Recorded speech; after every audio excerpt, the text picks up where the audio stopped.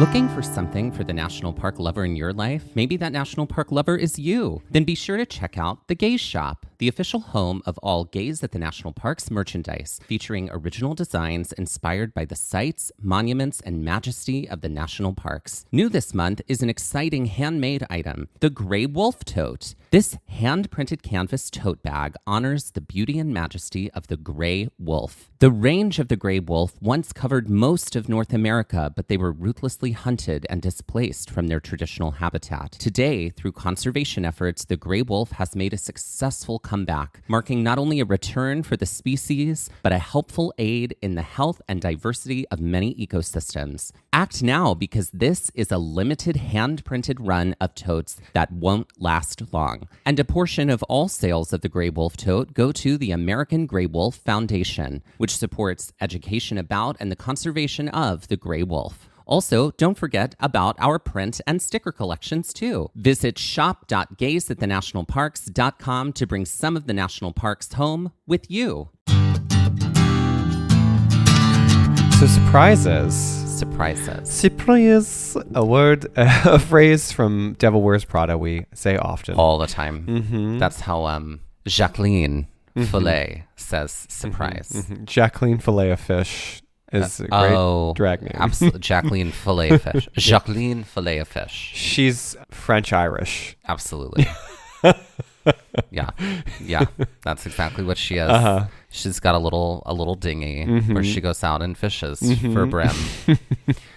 Yeah. But yeah, surprises. I feel like there's so few opportunities in life for surprise anymore. Yeah. Like living in the digital internet age that we live in. Right. Mm-hmm. I feel like I just became like an infomercial from my, high school in the early 2000s. The internet age is one of wonders and majesty.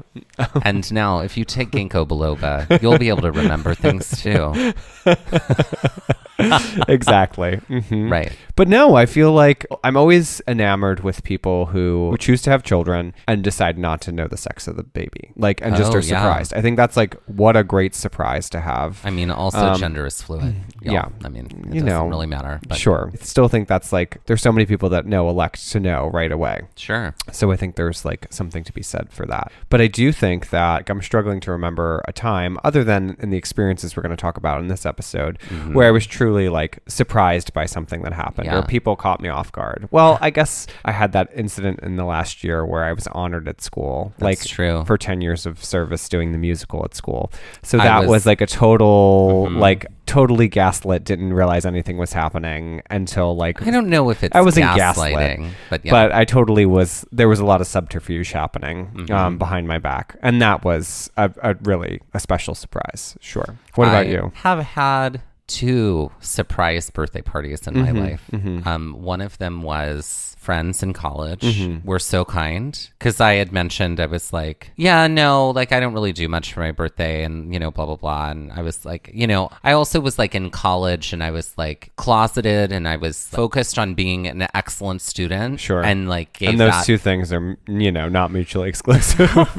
Well, at the time I was I can either avoid be in the closet and the best student I can be, or gay as can be and a C student.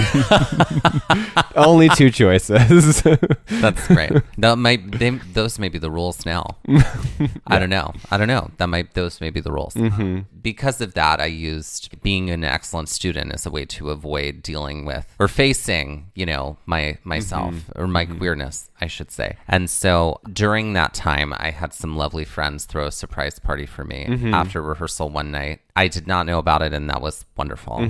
And then when I think it was when I turned 30, I was down in the South for the holidays. Yeah, it was. I was at a gathering of people that was for a different purpose. Yeah. They had orchestrated a whole thing. It was we're gathering to have a production meeting about this project we did, that a postmortem meeting. And so I came up with all these questions and blah, blah, blah. And then about 30 minutes into the meeting, the doors opened and my entire family came in and I was what? And they were this is your intervention. You were a terrible C student and we need to talk about it. That was it. Yeah.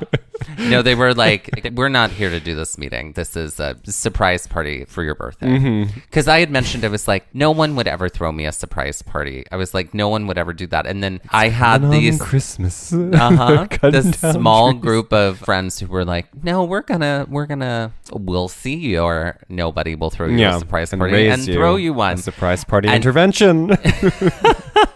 It was the sweetest, kindest, most wonderful thing. My immediate reaction, and this is, I can tell this is therapy growth, right?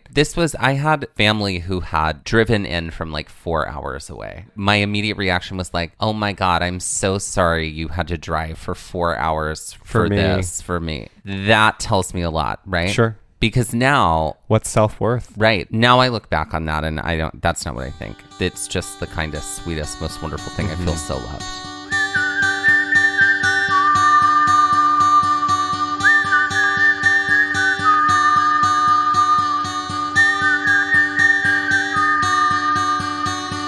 Looking for adventure, I want to follow on the trail, or get a little lost and let the wind fill my sails. Get up when the stars still fill the sky, don't wake the sun. There's so much to be done, and the day has just begun. Go where the postcards are real, you can feel, you can open your eyes and open your heart when you gaze at the national park. At the national park. At the national park. Follow you, I'll follow you there.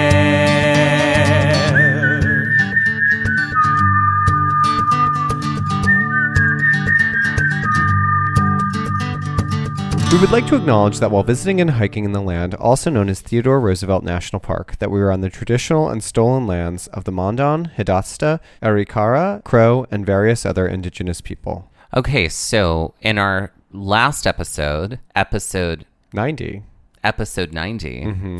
we had just finished the Petrified Forest Loop. Right. And in Teddy Roosevelt National Park. What a trek that was. That was a big old trek. That was. It was a great way to start our day, too. A great way. It was a big triangle loop. Yeah. I don't know that we've ever really done a triangle loop. Well, we tried to in Yellowstone to disaster. Yeah. You can hear that. I mean, no one's dead. Fairy Falls and Follies. Wasn't that great. Episode. Yeah. That was a wonderful triangle loop that we did. And on this it varied in all three parts of the triangle, all three segments. We highly recommend doing that. So we loaded our gear up in the car. I remember the first thing we did in the car was we feverishly consumed snacks. Well, we live a 2 peanut butter sandwich life on long hiking days, and sometimes not on long hiking days. We'll just pack them, and oftentimes they'll just stay in the bag for the next hiking day, provided that they're not going to mold over on us. But I definitely remember downing a peanut butter sandwich in the car. Absolutely. And it had been hot too. We had started to get to the point of the day where it had started to get really warm. So I remember, I think we had some small bottles of Gatorade with us or something. So there was definitely some downing of some electrolytes. 100%. Yeah. So we got back in the car and then we headed out of this parking lot for the Petrified Forest Loop trailhead, which brought us back onto a bunch of primitive dirt roads near a bunch of small ranches, some cows. And we had to sort of maneuver our way back over to I-94, which is the main highway there that was going to take us back to the main entrance of Theodore Roosevelt National Park. Right. I do remember that this wasn't too long to get from the access to the road that would take you out to the Petrified Forest Loop to the visitor center. There was a loop around that needed to happen. Essentially, when we get back, we sort of are heading towards Medora at this point, which is the community of the park. Community. Yeah, it's sort of the community that buffers the park, I would say. There's a lot of public opinion about the town of Medora. We'll allow you to look into that for yourself. So we head back on I-94. It's a very smooth and easy drive back. There's not many people on this highway at this time, but the highway is lined with grasslands, prairie, and occasionally Badlands. Yeah, I think that was also very characteristic of our drive-in from Amadon, just the half hour that we had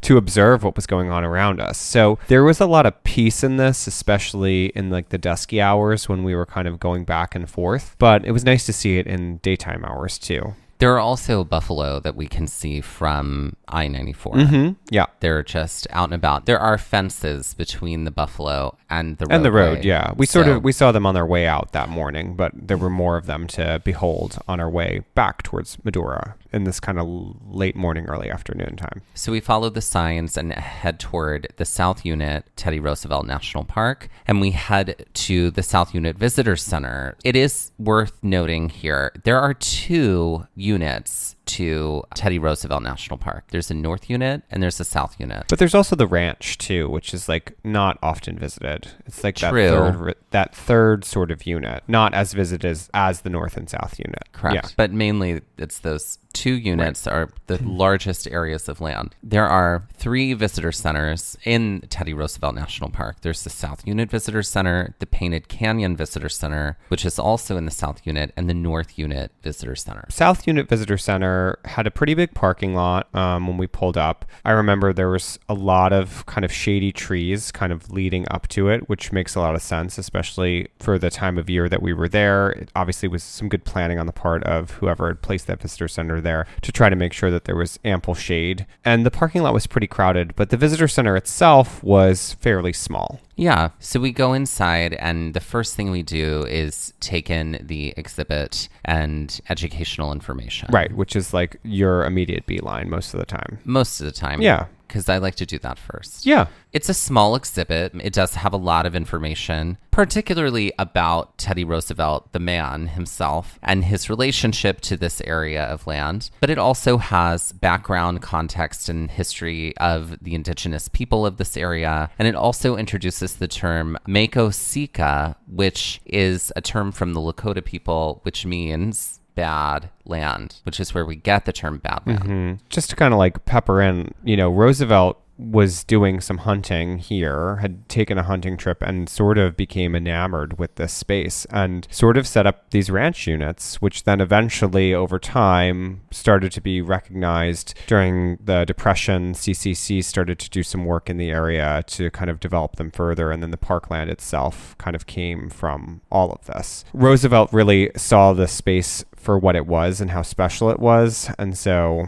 I think while he is a complicated person, especially when it comes to indigenous rights of minorities, there's a reason, obviously, that the park was named in his remembrance, because I think, of what he did when it came to conservation in the United States, and also his affinity for this space. There was a lot to be said, I think. Not saying that I agree with it all, but just saying that I think if we want to break down why the park is here and why it's named for him, considering that he, and we have 2 episodes that we talk about Teddy Roosevelt and especially his attitudes towards specific things, not only just the conservation of spaces, but as aforementioned, Native people and minorities. I do think that there was just reason in the minds of people at the time when they named the park to name it for Teddy Roosevelt. There's also a small theater with a video in this visitor center. In like a knock me over with a feather moment, you were the one who was like, oh, I think I would like to see the video. And I was like, are you kidding me?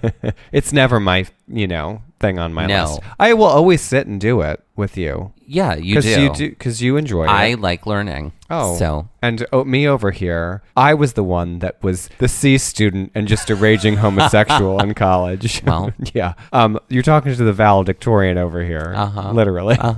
I love how she had to defend herself. Yeah, I did have to, because who else is doing it for me? No one. Not in this conversation.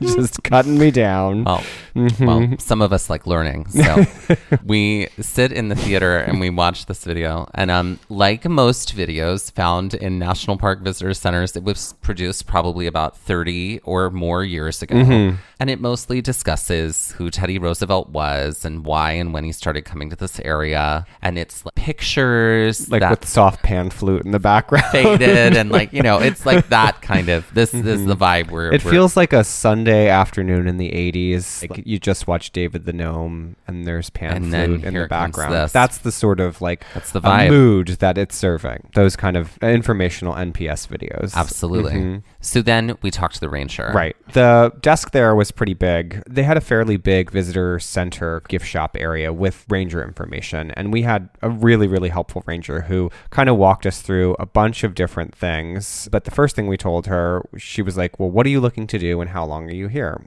We told her we're here for 2 days. We've been in the park since the morning and we just finished the Petrified Forest loop. That's when she was like, oh, that trail was actually closed today because they were doing flyover spraying. And look at that. We were both like, record scratch. Wait, what?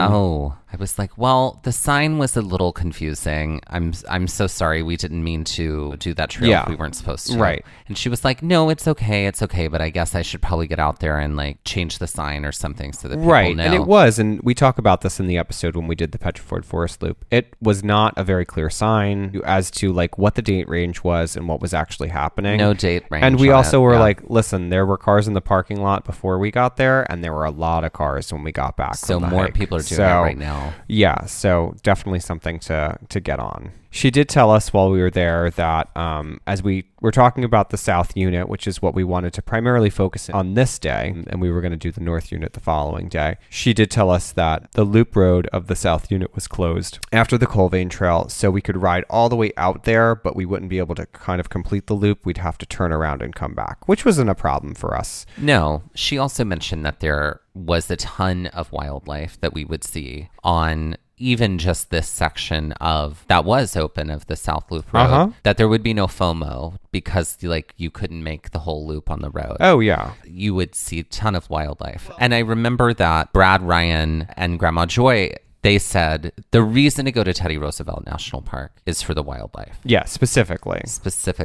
And they're not the only ones that I've heard say that. No. And so we were very excited about that. Right, and we'd already seen bison that morning, and also cows. And also pronghorns. And pronghorns, that's right. Pronghorn, even though wild pronghorns. Even though they looked like stone from afar. It was just their butts. Pronghorn Yeah, butts. when we did talk to her, she did say, definitely stop and do some of the short trails that are along the Loop Road. Those included Skyline Vista, Cottonwood, Peaceful Valley Trail, Wind Canyon, Boy Court, and the Colvane Trail. But first, she said that we should stop by the prairie dog towns. And with that, let's take our first break.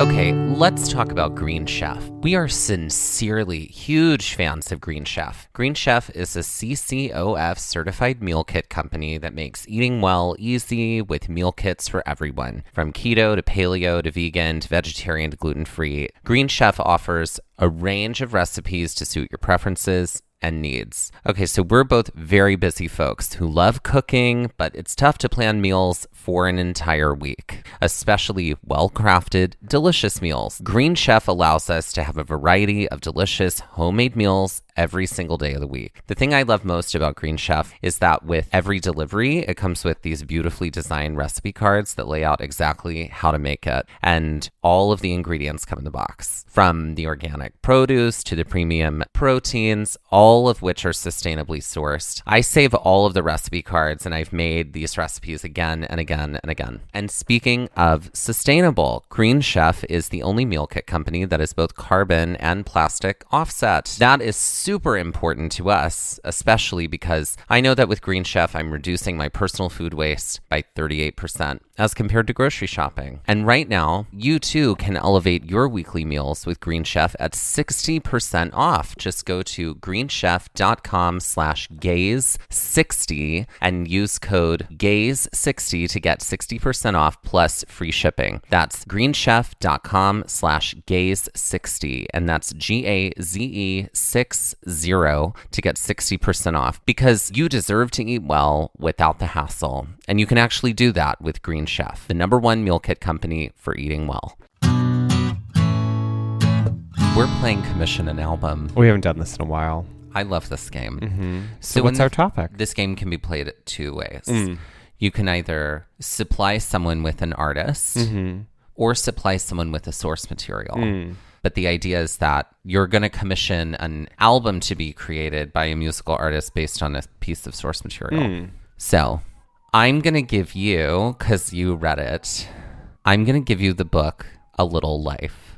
Oh my God. And I'm going to challenge you to say someone other than Sufjan for this, because Sufjan would fucking slay. But I feel like he's a little bit of an obvious choice, and I want us to come up with someone else. God, that book. What a depression. For those who have not read A Little Life, and I have not read A Little Life. Set yourself up for sadness, guys. Can you give us a very brief description about what it is? The book centers around 4 friends who went to Harvard together, and life picks up for them when they're kind of in grad school, finishing up grad school. They're all living in New York City. And over the course of I don't remember, 1,000 pages of sadness, you get to see how their lives evolve over time. And you specifically follow one character's journey for most of the book, whose name is Jude. And his life is just if you've ever wanted to see a whipping boy of a character and all the horrendous things that could happen to someone as a literary figure, it's Jude. And it's really unfortunate. Some of the most well-written, beautiful prose that I've read, but it deals a lot with abuse. It's very, very difficult to read. I would read some of it and I'd put it down for a week or two and go back to it because it's trauma. It's a book about trauma. It's a book about trauma. I feel like Jamie Lee Curtis right now. It is a book about trauma. It's about trauma. Well, the joke I made was I was every gay in New York who actually reads has read that book. And you neither live in New York nor can read. So I feel like I have 3 people in mind. They're all women. I feel like Yoko Ono could be interesting. Oh. I feel like Bjork could be very interesting. I feel like Fiona Apple could be very interesting. Let's dig her up. Let's bring her back. No, Fiona I know Apple. She's not going anywhere, but she hasn't gone anywhere. She's still around. I don't know Bjork enough to really. I feel like it needs to be almost experimental, and I feel like that's sort of what her music might be. Great. I say this as but I do feel like Fiona Apple is a great storyteller. I feel like she can kind of go a lot of places with her music, and a lot of places that could tell the story in very beautiful, but in some ways abrasive ways that would be very fitting with the mood, because there is beauty in that book too. Oh, yeah. So I feel like she's who I would say, because I know her music better than the other 2. But those 3 people popped into my mind. I love that. Okay, so Fiona Apple is you're commissioning Fiona Apple to create an album inspired by A Little Life. Mm-hmm. All right, great. And I feel like maybe I've used her before, and if you come for me in the comments if you go through past episodes and that's the case. But whatever. I do feel like she could be great, because it needs to be someone that could really handle that, and I feel like she has the emotional depth too. Yeah. So I'm going to give this to you because I know it's a book that you read, and I think it would be interesting if it was ever made into a film. I'd like you to commission an album for someone to write in the autobiographical movie based on Dan Savage's The Kid. Oh, Dan Savage's The Kid. Okay. Yeah, I enjoyed that book very much. Okay. When I think about that book, so Dan Savage wrote a book. He is a columnist. He writes Savage Love. He also hosts the Savage Love cast, or the podcast, where he answers questions about love and relationships. He wrote a book called The Kid, which was all about his journey to adopting a kid with his husband, Terry. They did briefly try. There was an off-Broadway musical that was written about it. I didn't realize that. Apparently they wanted to make a TV, there was a TV pilot at one point about his life, but it never ended up happening. But he has produced television before. The Real O'Neills. Okay. That was also Dan Savage as a producer. Oh. So which artist am I going to pick? When I think of that book was light. It was also clear, in its moments of heaviness, and it wasn't too heavy-handed. And it was also playful. It was also joyful. And there were also times of great confusion and hardship. And so I am going to go with Jason Mraz. Oh, what a great storyteller. I love him so much. And I just feel like he's got a sort of buoyancy to his music in the same way that this book has a buoyancy that it takes you through some stuff that can get fairly deep and fairly heavy in a way that feels light. and in a way that I feel taken care of by. Great. So yeah, that's what I'm doing. I love that answer. Because the melody is the experience. Is the comedy? Is that a serious? It's a dangerous new play on words. Exactly. I had a roommate, my freshman year college roommate was obsessed with Jason Mraz. Like, loved him to death. Really? Yes. Can I tell you, my first week of college, I met Jason Mraz. there was a Jason Mraz concert at school that I went to. And that's when you chose to be diligent and an A student and in the closet, or gay and chaotic. It's all going to keep coming back around to that. That's it. I feel like there's a connection. Jason Mraz was your gateway drug. I feel like there's a connection between like chaotic and the fact that it starts with a C and gays are C student. It's something like that. So I think there's a connection in that joke somewhere. Anyway. Great. Okay, great. So everybody, when we were speaking with the ranger at the visitor center, she was super helpful. And we also told her that we wanted to go to the North Unit the next day. Yep. So she gave us a lot of great ideas for like trails that we could do that, because we wanted to do a long epic trail. She made some suggestions for a great hiking day with options to add a little more or to remove as we went. Yeah. So it set us up for success. We did know and find out very quickly from the ranger that the South and North Unit, as one would think, well, there are a lot of parks that have like separations and they might be listed as being in South or North or East or West. And sometimes those sections abut one another, calling back. But the South and North Unit of Theodore Roosevelt National Park are 1 hour apart from one another. Yep. Yeah. From visitor center to visitor center, they're 1 hour apart. So it's just something to prepare yourself for. Obviously something we'll talk about when we hit that episode as a refresher and a reminder. If you're planning a trip and you're using this as a guide, yeah, it's an hour drive and it's a very flat sort of hour drive. After talking to the ranger, I think we filled our bladders here at the station because there was a water fill station there right when you walked into the visitor center, and kind of like making our purchases, like our little park badges that we always get. We headed back to the car and we headed out on the loop road. Which we knew wouldn't be the full loop today because there was that section that was closed. Exactly. Sort of the bottom half of the loop was closed. Yeah, the left kind of 3/4 of the loop, or quarter of it. Had to come onto the loop from like a little tail road. Yeah. And the tail road is the thing the visitor center is on. Yep. That will bring you out to I-94. So we definitely had this moment where we had already hiked for like a good 3 or 4 hours in the morning. We knew we were going to be doing this loop road, but also intending to tackle some other things here in the South Unit before the end of the day. And we had a check-in moment where we realized that sometimes it is a lot more exhausting to stop and get out and get back in the car and stop and get out and get back in the car than it is to like hike a 12-mile trail. Okay, can we unpack something for a second? Sure. Why is it that we get so much more exhausted driving like a scenic drive, like a scenic road that has like pull-offs and overlooks with short little trails? Why do we find it so much more exhausting to do those than it is to like do a 12-mile hike? Well, I think on some level it's psychosomatic. I think there's definitely that happening, but I do feel the idea of like it, I think it's just this like, okay, now we have to stop and get out. I know it sounds like very like just like really, but it's true. There's a lack of energy there. I think because you're expounding energy when you're hiking, you're in the natural air, you're taking everything in, the sun is on you. There's just like that feeling of being in a natural space that gives you energy. And then you shut down in the car, the air is on, especially it was hot out. So it was cold air. So then it's getting out into the hot air again. Your body is fluctuating so much as opposed to sort of being in a little bit more of a stasis when you're outside. That's my take on it anyway.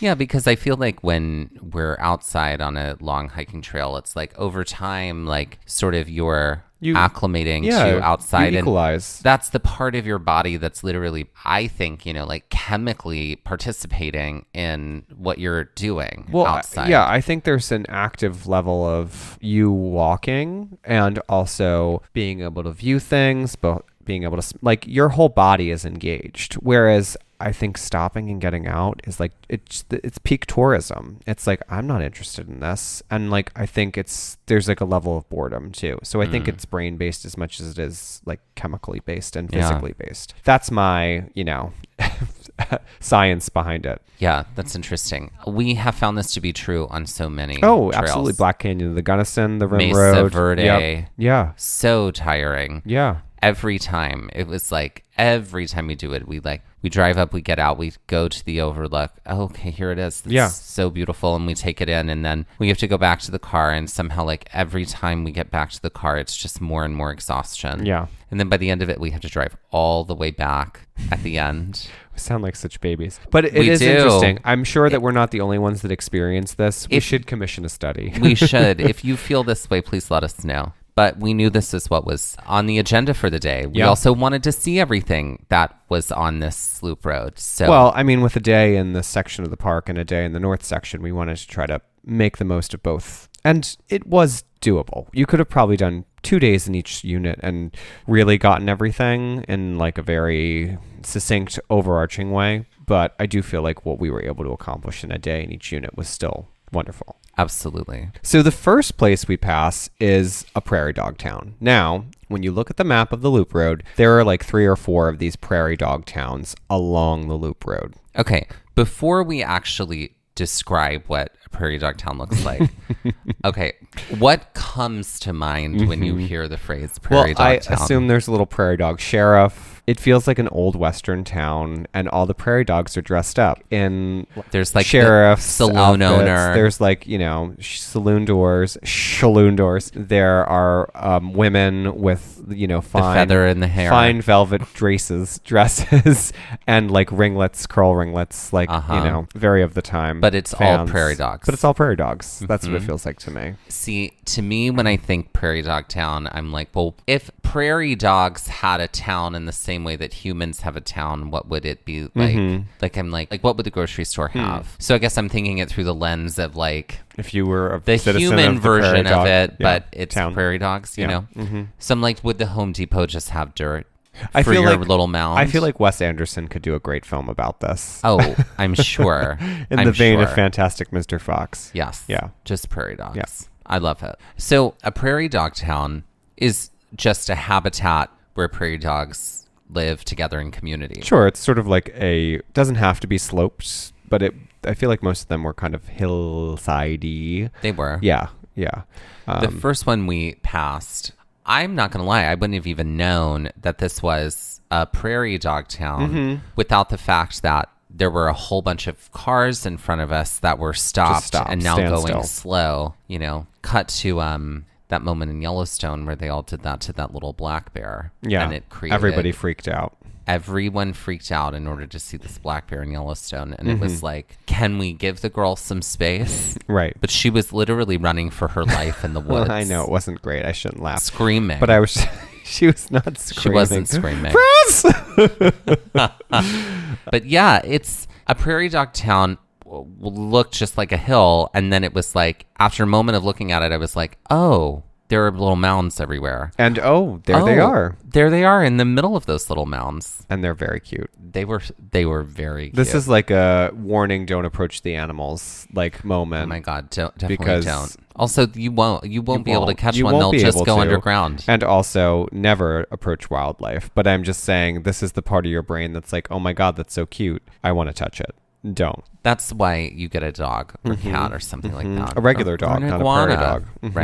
Right. So we knew from talking to Brad Ryan and Grandma Joy that we were going to see buffalo here today at Teddy Roosevelt. They also colored our experience with the fact that there was going to be a bounty of other wildlife. And so this prairie dog town, of which we were going to see more, was sort of like the first real taste of like, aside from the bison on the roadside on the way in and the cows, kind of like, oh, well, we've seen bison already. Or no, we hadn't at that point. Never mind. It was we had seen them from I-94. Right. This was sort of like our first real close encounter with wildlife in the park. Yeah. We take a look at the map and then we decide to strategize which pull-offs that we wanted to do. And we decided that our first stop would be Wind Canyon Trail, which is a little further up on the Canyon Loop Road. But so we opted to drive by. We didn't really have the option to not, but we opted to not get out at Skyline View and Cottonwood. So we just drove by and we did not get out there. Yeah. But the view from the drive was like the stuff in picture books, Yeah. right?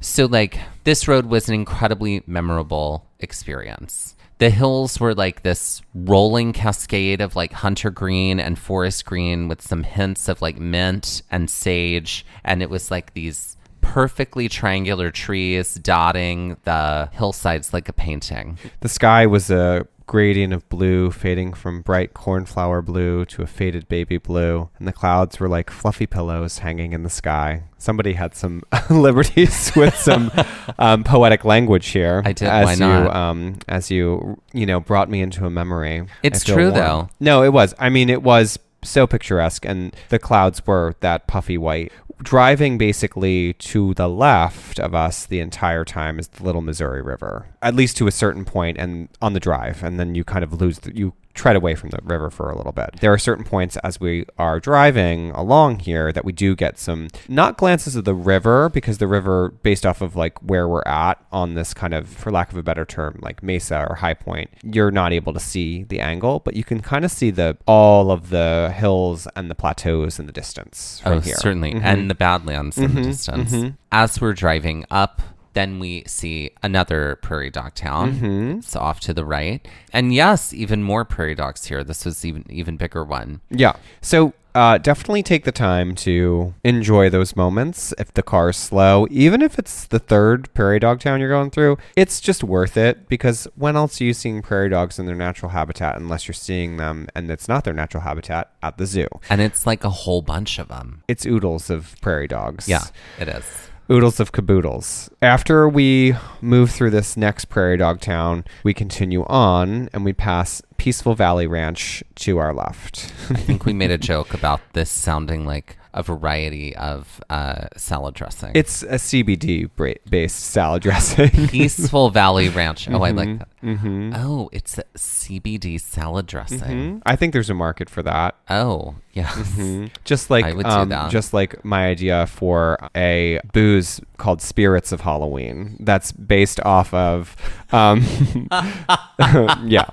This was an idea that I had on New Year's. That. Spirit of Halloween. Spirits of Halloween. I love it. Yeah. And it could be sold at Spirit of Halloween. Yeah. Yeah. And it could be like a combo pack of multiple liqueurs. Oh, yeah. Yeah. We were saying Spirits of Halloween. Bourbon. Booze. Yeah. Right. Exactly. Okay. We continue along the road. We pass a third prairie dog town on the way, and then we finally arrive at Wind Canyon Trail. Yes. This is a spot where we get out of the car, and this is sort of where we're going to get a really lovely view of the Little Missouri River, along with some other things. This was a nice little jaunt out of the car, and it also, I think, gave us both a little bit of life, too. It did. Yeah. It did. Wind Canyon Trail is a 0.4 mile loop trail that takes us right onto the rim of Wind Canyon. We stay in sneakers for this because we know it's going to be short. And I think after hiking in the morning, I think when we got to the visitor center, we probably debooted and put sneakers on, or probably after that hike. After the hike in the car. And we just stayed in the sneakers because we knew we had some time that we were going to be on just short stops, short trails. When we got out of the car, you kind of come up to the trail, you're kind of coming up to the rim of the canyon, and Wind Canyon is sort of off to your left, and you can see it there, but we're going to hike up to the right, essentially, which has some incline to it. And the view. Yeah. The view. The view was...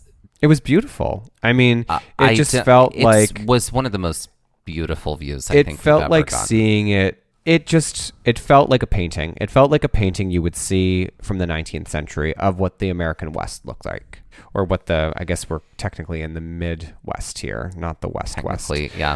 But it did feel like that. It felt like, some sort of Hudson River School artist had traveled west and was like, I'm going to paint the West. And this is what it was, this incredibly picturesque view. You see the Little Missouri River, and you just kind of see the plateau as it just ebbs into the distance. And it's this like U-bend in the Little Missouri River. Little Missouri River. The thing is, beyond that, we can see the edge of the canyon that's been cut by wind and also water to the right and left. There are many colors going on here, but there's two sort of distinct colors. One is a little more sandy, one is a little more camel happening in the striations. And then beyond the river on the other side is more green hills and then badlands just like cascading in the distance to the right. And so now looking kind of back at it and where we were and then looking at the map, what we were actually looking at was the hike we had done. Essentially, we were looking across the way onto that grassland plateau to the and Petrified the Forest Badlands. Loop. Yeah, and the Badlands. So it was kind of like seeing you through seeing me by seeing you. I was seeing you, seeing me, seeing you, seeing me. There we go. Yeah, Right. That's what I meant. So we got another vantage point from that area, and it was really special to seeing it from this side. Right, because we didn't get a view of the river when we were on the Madahe Trail. No. And that was sort of like the furthest point out that we were on that kind of grassland. Right. Yeah. So it was really cool to be able to like have that view. Coming up to this in the car, you didn't sort of realize where you were going, but this is our chance to sort of gain a little bit of elevation. So as we travel up to the right, and it was pretty gradual, I felt like it was kind of like a nice way to like get our bodies moving again, because moving up the trail, you're able to see, obviously the road is behind or to your right, but you just get these beautiful views the entire time. And what was so special about this was being able to see the canyon from all of these angles. And we were able to do that before heading back to the car to continue on. And with that, let's take our next break. Ladies and gentlemen, please welcome to the stage Ditto Bird. Ditto Bird. Obviously a reference to Dodo Bird, but Ditto Bird. Okay, I think Ditto Bird is a repeat queen. My thought is she starts the night with a number and then like ends the night with the exact same number. Is she an amnesiac queen or no? I don't... She just likes to come full circle. No, I just think that she repeats something again. Oh, okay. And just that one it's thing? as a comedy shtick. Ah, okay. Right. Okay. And she's certainly aware that she's doing exactly the same thing again. That's my thing. Okay. So it's not like she's playing like dumb blonde. No. And like, oh, it's happening and it's funny because of that. No. I literally stood here and sang this song or I did this thing, and now I'm going to do the whole thing again just because my name is funny. Ditto. Okay. You know what I mean? Like, I feel like she works for a Xerox company. She is a copy maintenance worker by day. Maybe and that's a drag her, queen by night. Or maybe that's her, number on stage is about that. Is about making copies. Well, I'm saying like she's the copy worker. Ditto Bird is a relative of Mimeograph. Mimeograph. Mimeograph. Right. Anita Xerox. And Anita Xerox. Yeah, Anita Xerox. They're the copy girls. They are. That's exactly who I would be, certainly. Okay, so I feel like Ditto Bird's song that she lip syncs to, like maybe she does a number to Here I Go Again. Oops, I did it again. Ooh, yeah. We're going to get far with the word again. She could also do Time After Time. I feel like would work too. Oh, yeah. Yeah. Oh, yeah. She has a repertoire. A repetitive repertoire. Ooh, yeah. Thank you for the pause there. I watched you like work that out. Yeah, I needed a moment for that. There's a lot of like tongue rolling happening there. I think her merch is photocopied zines. She like makes that. Zines. She also, I feel like she has like a logo of a bird, just like saying the word ditto, like with the little... Oh, now you just want a logo for yourself. Are you Ditto Bird? I think you might be. Right? I mean, Ditto Bird also could, I guess that could be the name of a company, right? I feel like it's an Australian company. Ditto Bird. Ditto Bird. Ditto Bird. I feel what, and it's what a message kind of company company would it be? It's a message company. It's like like it's an Insta message? No, it's like an answering UPS? machine service. Ditto Bird. An answering machine service. Yeah. From the 90s. It's a dated company. Oh, it's a dated company from the 90s. It doesn't exist anymore. That's how she was able to take the name. Oh, I got it. That's we're like, this is the We've hat wearing like hat origin wearing a hat story now. here. Yeah. Okay. Ditto great. bid. So, ladies and gentlemen, please welcome to the stage. Ditto bid.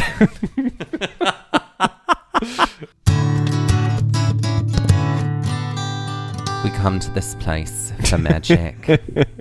We come to this place for magic. So, Mike's impression of Nicole Kidman in her Australian dialect doing the iconic AMC Theatres speech just sounds like Hannibal Lecter. And I was like, wouldn't it be funny if Hannibal did the AMC curtain speech or that AMC ad? We come to this place for magic. Here, our heroes feel like the best part of ourselves. Heartbreak feels good in a place like this. It's canon now. It's how we it's our version of the Our Father. The Our Father. That was I see what you're saying. Things you'll cut out. You said Our Father, and I thought Godfather, and then I was like, no, it's really weird because it's not Godfather. Jared. Now we're just riffing. Yeah. So we continue on the road from Wind Canyon, and we're headed toward Colvane. Eventually the Colvane Trail. But this is where we get to see our first buffalo or bison on the loop road. And as we're driving, we suddenly encounter many bison on either side of the road. This was sort of the same in Yellowstone, but I did feel like here we were surrounded. Like it did feel like there was a little bit more of a surround, whereas the buffalo in Yellowstone were just kind of loungy. And like I didn't feel threatened by these bison here, but it just felt like the numbers were there. Everybody came out that day. The whole family, the whole kit and caboodle. Yeah. So we just had to stop and wait for the bison to cross the road and move across the road and, whatnot. But we do, and it's all good. Then the loop road brings us to Boy Court. Bum That bum. is the name of this spot. Bum bum. There's two things here in this section. There's the Boy Court overlook. I mean, we're saying Boy Court. It could maybe be pronounced Bois Court. Who knows? But there's also the Boy Court Trail. We, at this time, only do the overlook. We park and we go out. It's just a little bit of a ways to get to the spot where you can see everything. But what did we see when we looked out at Boy Court? What was it? There was a sign there that kind of detailed essentially everything that you were seeing in the distance. This was just a wide panorama, essentially. Boy Court has like a little baby sort of loop that you can take out to kind of like to see the sights. And what you're essentially seeing is you're looking out over a canyon and then seeing in the distance a ton of buttes. The landscape is sort of very canyony overall, but in the far distance there are some raised sections which one would consider to be more of a butte. There are a lot of buttes in Boy Court. There are a lot of buttes, including Square Butte, Sentinel Butte, Camel's Hump Butte, and West and East Twin Buttes. It reminded me a little bit of what like the Greeks might have been trying to emulate with their amphitheaters, because it felt like the walls were going Sloped up to the right and left and all around, and then there was sort of the center playing area that was a little raised. Yeah.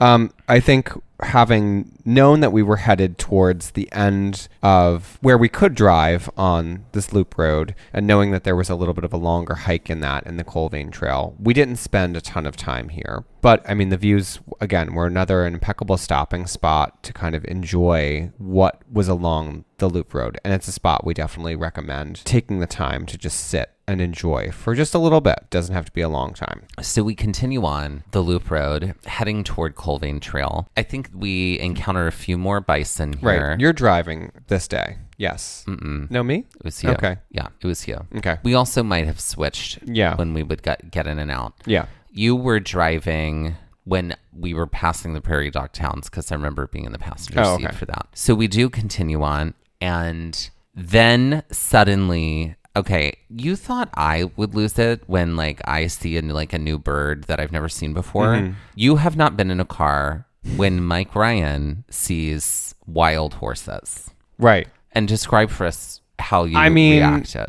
I was like a child on Christmas. I don't know what it is. It was like being a kid again. It was truly, I don't know what came over me. I don't have a particular affinity for horses in general. Like I'm not like living my horse life over I've never here. known you to be a horse girl. No, I'm not a horse squirrel. A horse squirrel. I'm not a horse girl. That's very Christine, whatever her name was. I am not a witch.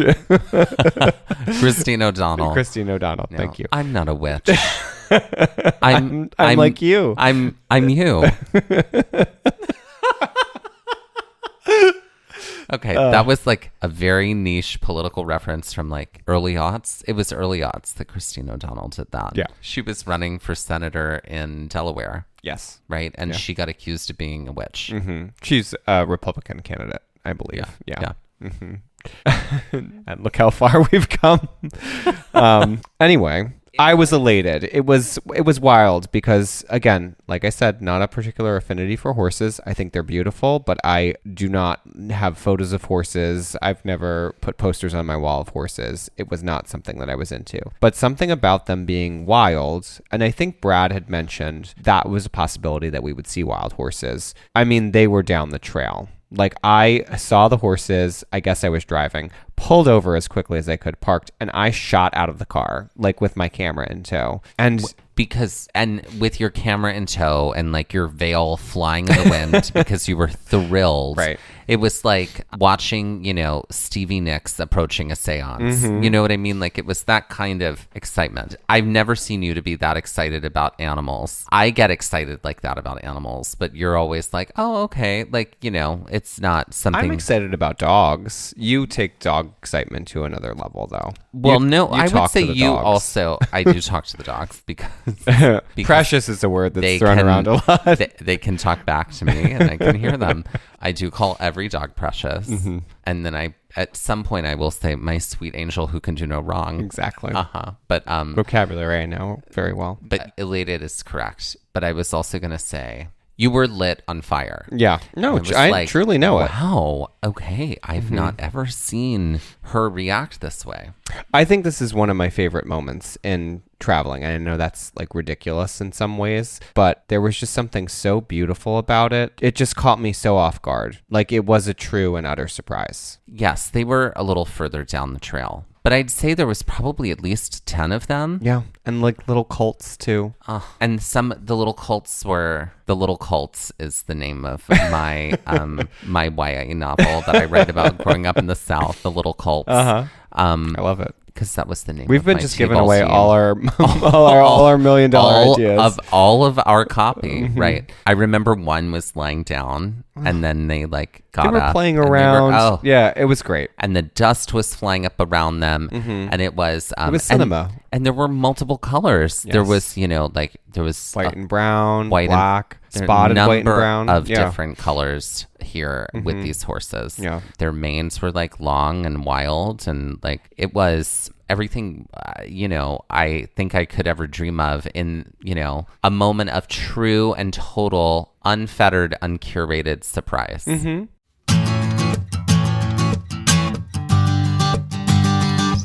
This was less of a trail episode. It was more of a kind of loop road driving experiential episode, but we still did a little hike called Wind Canyon, and it was less than half a mile, but it's still worth putting on the Karen Stone scale. I'm going to give it a 1.5. Okay. Because there was a little incline. Yeah, involved. I'm gonna say 2, because why not? I do think my body was tired from having done the long hike in the morning, so I think that colored my experience for giving it a 2. So a 3.5 out of 20 on the Karen Stone scale. That's right. And now let's end this episode like we end all of our episodes with some Jeopardy style trivia. So Dusty, why don't you go ahead and get us started? All right. So my category is called Name That Town. Oh, great. Inspired by prairie dog towns. Oh. And what towns might be like if it were all prairie dogs. I have described in each one of these clues a different town, and you have to name the animal followed by the word town. Oh, okay, great. That this would be. I understand. Okay, for 100. This down under town needs no plastic bags at their grocery store because you can just put it in your pouch. And don't forget to stop by and get some soup at the soup shop called Marsupial. What is, that's like a good place level joke of like all the good place signs changing when they reboot. What is a kangaroo town? That is correct. Kangaroo town. Okay, for 200. This aquatic town is full of giggles and laughs, and everyone just looks real slick. And everyone wants to be your friend, especially for food. And when guests visit the town folk often run along next to them and jump from time to time. What is Toad Town? Frog Town? We were looking for what is Dolphin Town. Oh, Dolphin Town. I was like, who's giggling? I got it. Yeah, that's like a Chucky doll dolphin. It is. For 300. This forest town has no streetlights. Instead, it's just garbage cans. And instead of homes, it's dumpsters. And at the town school, they have a class in how to be a scavenger while wearing a black face mask. And the final exam tests you on how to look really cute if you get caught. What is Raccoon Town? That's right. Okay, and for 400. This down under town has gentle music playing in all of its stores. The candle shop only has candles that are scented like eucalyptus. And the local florist's main item is also eucalyptus. And the main dish at every restaurant is, you guessed it, eucalyptus. This also sounds like a good place town that is when they're trying to torture them. What is Koala Town? That is correct. Koala Town. Welcome to Koala Town. Koala Town. Koala Town. And for 500, in this underwater town, all of the homes are painted coral, and the families planning for babies have to take paternity leave because the male members of town are the ones who get pregnant and have the babies. What is Seahorse Town? That's right. Seahorse Town. Seahorse Town. And what is your category, Well, that Mike? was great, first of all, if I can compliment you. Oh, well, thank you. Thank you. I appreciate it. My episode is titled, or my Jeopardy is titled Zoology. Since we spent so much time enjoying so many different species when we were in Theodore Roosevelt National Park, specifically on this day, I wanted to do a Jeopardy all about famous zoologists. Is it pronounced zoologist or zoologist? Oh, I've always said zoologist. I think it's Zoologist? zoo and then pronounced zoologist. Zoologists. I remember my teacher in high school when I took botany and Zoology. zoology. She was like, we will not say zoology here because that's wrong. She like read All the right. room. Well, thank you for something I learned today. So Zoology. I offer you what she said. Great. So for 100, this English scientist is perhaps the best known zoologist. His study of the species of the Galapagos Islands and his research trip aboard the Beagle led to his groundbreaking book, The Origin of Species. Who is Charles Darwin? That's correct. For 200, this Australian crocodile hunter, along with his wife, were the owners and operators of Australia Zoo. Unfortunately, he met his untimely death in 2006 while filming a documentary titled Ocean's Deadliest. Who is Bill Irwin? Not Bill. Who's Steve Corwin? No, you had the last name right. Who's Steve Irwin? That's correct. Mm-hmm. Bill Irwin is an actor. Okay. That's great. There is the name. Okay. For 300, a fierce environmental advocate, this anthropologist and naturalist studied chimpanzees for decades in Tanzania. Who is Jane Goodall? That's correct. For 400, a contemporary colleague of Jane Goodall, this zoologist studied gorillas in Rwanda for almost 2 decades. The movie, Gorillas in the Mist, was an adaptation of her autobiography. Okay, so I know her name because Ellen DeGeneres has she now has like a research institute in Africa, and who is Diane? Is that her first name? Mm-hmm. Okay. It's not Feinstein. No, but it starts with an F. She was a senator. I've got it. Is it Diane Fossey? Yep.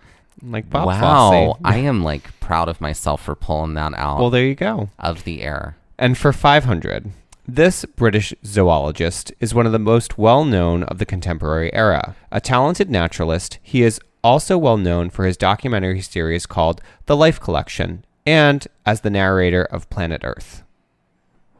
Did he also do the famous National Parks documentary? No, that's Ken Burns. Ken Burns. I don't know. Who is David Attenborough? Oh, David Attenborough. Yes, of course. Yeah. Great. All right.